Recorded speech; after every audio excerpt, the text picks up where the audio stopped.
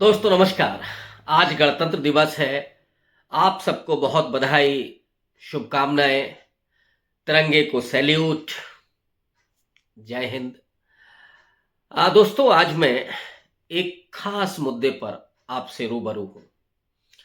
गणतंत्र दिवस है, भारत रत्न की चर्चा हो ही रही है और इसी मौके पर भारत रत्न दिया जाता है।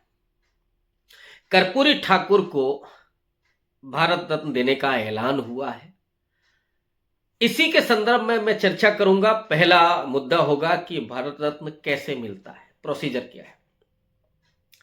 दूसरा, कर्पूरी ठाकुर को जो भारत रत्न मिला है इसके लिए प्रधानमंत्री का शुक्रिया, लेकिन सवाल ये कि जिस काम के लिए कर्पूरी ठाकुर को भारत रत्न दिया गया, उसी काम को तमिलनाडु में करने वाले करुणानिधि को क्यों नहीं?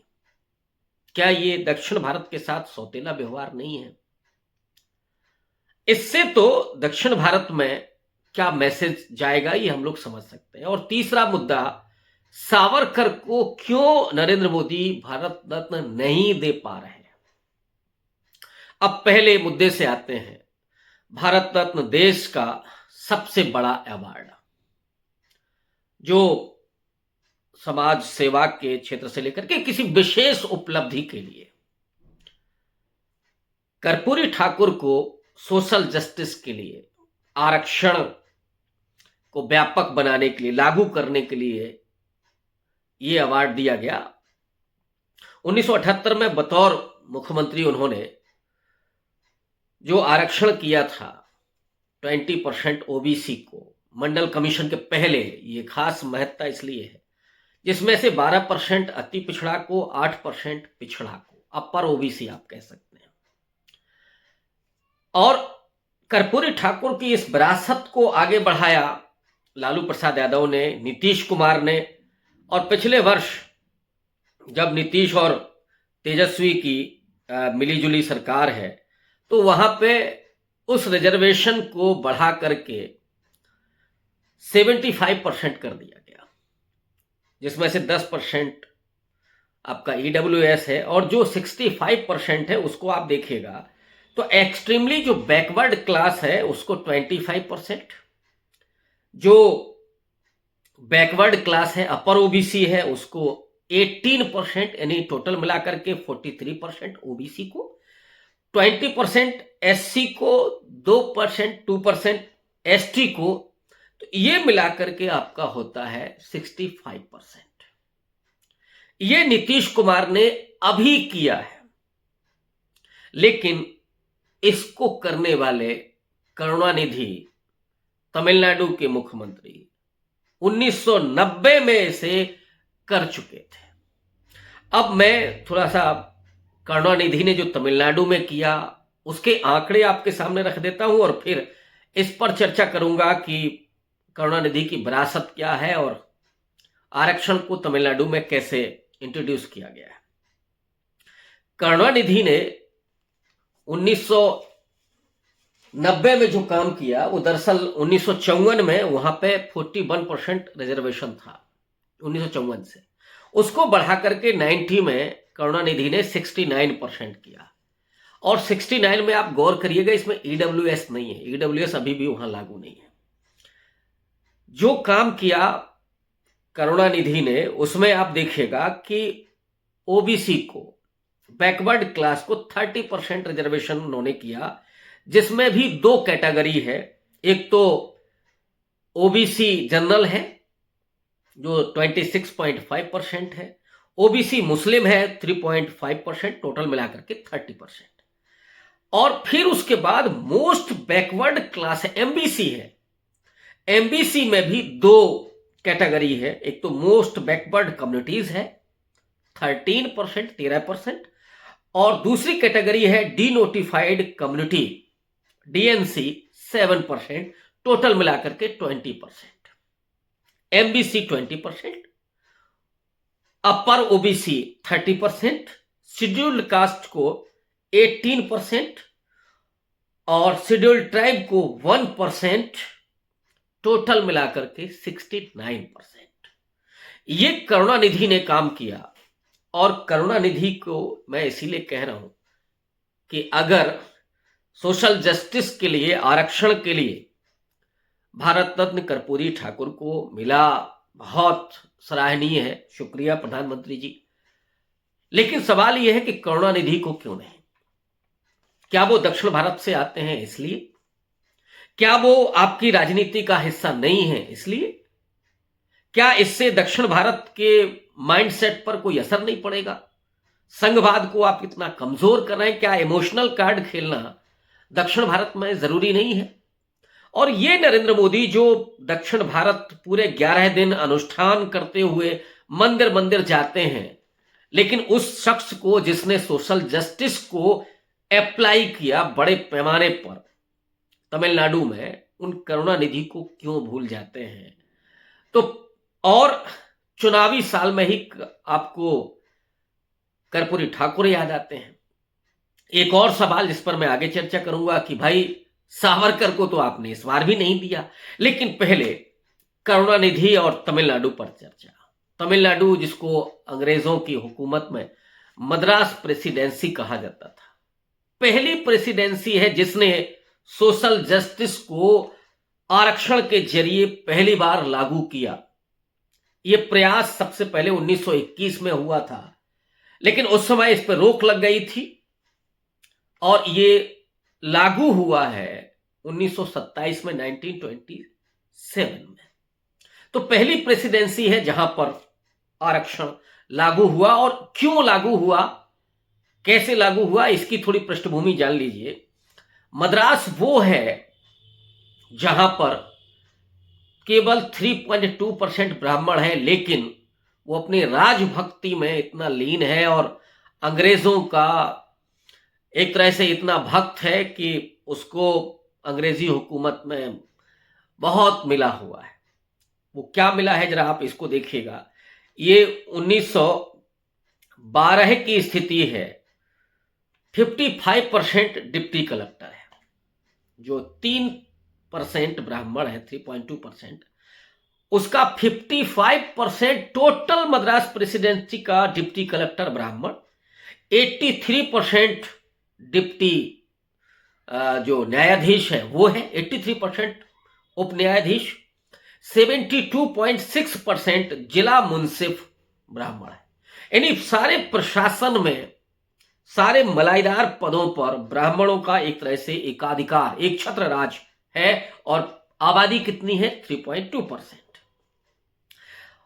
1921 की जो जनगणना है उसके अनुसार ब्राह्मण 3/4 शिक्षित है मद्रास प्रेसिडेंसी में।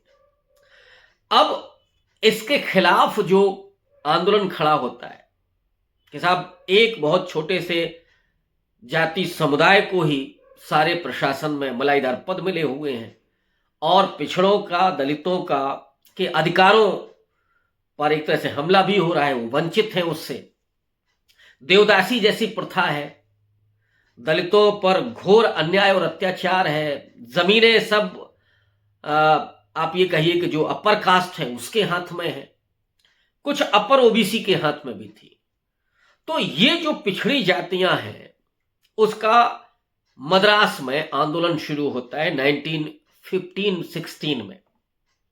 ये आंदोलन जस्टिस पार्टी के रूप में आगे आता है, जिसे द्रविड़ मूवमेंट कहा गया। CN मुलियार, TN नायर, त्यागराज शेट्टी ये जस्टिस आंदोलन खड़ा करते हैं और वो जस्टिस आंदोलन 1920 में जस्टिस पार्टी में तब्दील हो जाता है। और इसी में आगे चल करके जो पूरा आंदोलन है, इस आंदोलन ने ब्रिटिश हुकूमत में मद्रास प्रेसिडेंसी के तमाम बदलावों को रेखांकित किया, उनको उनकी बुनियाद बने। जैसे जिसकी मैं चर्चा कर रहा था, देवदासी प्रथा खत्म हुई, भूमि सुधार लागू हुए, दलितों की जो वंचना थी वो गैर कानूनी बनाई गई। और इसी में आगे चल करके जस्टिस पार्टी में जब पेरियार जुड़ते हैं, EV रामास्वामी पेरियार, वो आत्मसम्मान आंदोलन को लेकर के आते हैं। और ये वो आत्मसम्मान आंदोलन है कि जो जाति की प्रताड़ना की वजह से, जिनके हौसले को तोड़ा जाना। और पेरियार साहब, बाबा साहब दोनों लोग नजदीकी थे, मित्र थे, विचार एक जैसे थे। तो जो पूरा आंदोलन खड़ा किया था पेरियार ने, पहले कांग्रेस पार्टी में थे, बाद में छोड़ करके फिर जस्टिस पार्टी में वो आ जाते हैं और 1939 में वो इसके नेता बनते हैं। आत्मसम्मान आंदोलन ने तमिलनाडु को, मद्रास प्रेसिडेंटी को बदल करके रख दिया। दलितों जो पिछड़ों हैं उनमें वो चेतना पैदा कर दी, आत्मसम्मान स्वाभिमान की चेतना पैदा कर दी। 1944 में उस पार्टी को एक नया नाम देते हैं, द्रविड़ कड़गम, जो पेरियार की पार्टी होती है। और यही आगे चल करके तमिलनाडु में 1954 में जो आरक्षण है 1927 में शुरू हुआ था, ये 41% होता है और उसी को करुणानिधि 90 में 69% कर देते हैं। और इसीलिए मैं कह रहा हूं कि ये बहुत बेहद महत्वपूर्ण है करुणानिधि को भारत रत्न देना और उनको रिकॉग्निशन देना, उस जस्टिस पार्टी को, उसके आंदोलन को। लेकिन यहां तो वो बात कर देना, जैसे अभी स्टालिन के बेटे और जो भी लोग हैं वो अगर उस कर्मकांड पर सवाल उठाते हैं तो फिर यहां चीख चिल्लाहट शुरू ही हो जाती है। तो सवाल यही है कि करुणानिधि को क्यों नहीं ये मिलना चाहिए, दक्षिण भारत के प्रति इस तरह का वो नहीं होना चाहिए। खैर, तीसरा जो इशू है वो है कि सावरकर को क्यों नहीं। 2019 के महाराष्ट्र के इलेक्शन में मैनिफेस्टो में बीजेपी ने दिया था कि हम सावरकर को भारत रत्न देंगे। शिवसेना तो बराबर डिमांड करती है, अभी भी वो सवाल खड़े कर रही है बीजेपी पर। इसके पीछे एक कारण है और वो कारण ये है कि अटल बिहारी वाजपेयी के समय पर 2001 में राष्ट्रपति थे के.आर. नारायणन। तो जो भारत रत्न देने का प्रोसीजर है कि राष्ट्रपति और प्रधानमंत्री मिलकर के ही तय करते हैं। बी.डी. सावरकर का नाम बढ़ाया अटल बिहारी वाजपेयी ने, वो फाइल जाती है। इसके पहले बिस्मिल्लाह खान का नाम राष्ट्रपति ने दिया था, के.आर. नारायणन ने, उस पर सिग्नेचर किया अटल बिहारी वाजपेयी ने और फिर उन्होंने बी.डी. सावरकर का नाम भेज दिया। और इस प्रत्याशा में कि भाई बिस्मिल्लाह खान पर नाम पर हमने सिग्नेचर किया है तो इस पर राष्ट्रपति जी कर देंगे। लेकिन के.आर. नारायणन, जो देश के पहले दलित राष्ट्रपति, बहुत विद्वान और संविधान के एक तरह से जिसको आप संरक्षक कहते हैं, असल में वो के.आर. नारायणन है। एक नहीं, उनके बहुत सारे फैसले इस तरह के हैं। वो के.आर. नारायणन, जिनके पर अब इस समय उनके सेक्रेटरी रहे डी.आर. साहू, एस.एन. साहू, वो लगातार लेख लिखते हैं। आप चाहें तो पढ़ सकते हैं, वायर में पढ़ सकते हैं, उनको क्विंट में पढ़ सकते हैं और भी जगहों पर न्यूज क्लिक में पढ़ सकते हैं। तो वो के.आर. नारायणन, जब अटल बिहारी वाजपेयी ने वो फाइल भेजी बी.डी. सावरकर की, तो उन्होंने फाइल को दबा दिया। 6 महीने तक वो फाइल दबी रही। और उसका मतलब क्या था वो आप समझ सकते हैं। अटल बिहारी वाजपेयी से फिर मुलाकात होती है एक बैठक में, तो अटल जी ने पूछा कि भाई सर, मैंने आपको वो फाइल भेजी थी, हमने तो बिस्मिल्लाह खान वाला सिग्नेचर कर दिया, आपको भेज दिया, लेकिन वो आपने किया नहीं, तो आप उस पर कर लीजिए। उन्होंने कहा कि क्या करना है बताइए। अटल जी ने, वो नहीं कह सकते थे, ये राष्ट्रपति का अपना कद होता है। अटल जी ने कहा कि जो आपको फैसला करना हो वही हुआ। के.आर. नारायणन ने उस पर टिप्पणी लिख दी कि प्रधानमंत्री से बात करने के बाद इसको वापस लिया जा रहा है, विड्रॉ किया जा रहा है। तो बी.डी. सावरकर की फाइल और उनका नाम जो प्रपोज हुआ था वो विड्रॉ कर लिया गया। ये नियम है कि अगर एक बार विड्रॉ कर लिया जाता है तो फिर भारत रत्न दोबारा नहीं मिलता, दोबारा फाइल नहीं मिलती। हालांकि प्रधानमंत्री माने मोदी के बारे में ये कहना कि जो नियम है वो ऑब्वियस है, वो तोड़ते हैं, लेकिन असली पेच यही है। और दूसरा वही है कि सावरकर पर ज्यादा अभी जोर दे रही है शिवसेना, तो उसका फायदा नहीं देख रहा। लेकिन जिसको हम कहते हैं कि संवैधानिक प्रक्रिया नियम, वो पैच फंसा हुआ है कि ये दे नहीं पा रहे हैं। तो ये आज की चर्चा में थोड़ा सा अलग हट के एक एकेडमिक बातचीत मैंने आपसे की। आपको कैसी लगी ये जरूर लिखिएगा, कमेंट कीजिएगा। आपकी शुभकामनाएं मिलती रहें। बहुत शुक्रिया, धन्यवाद।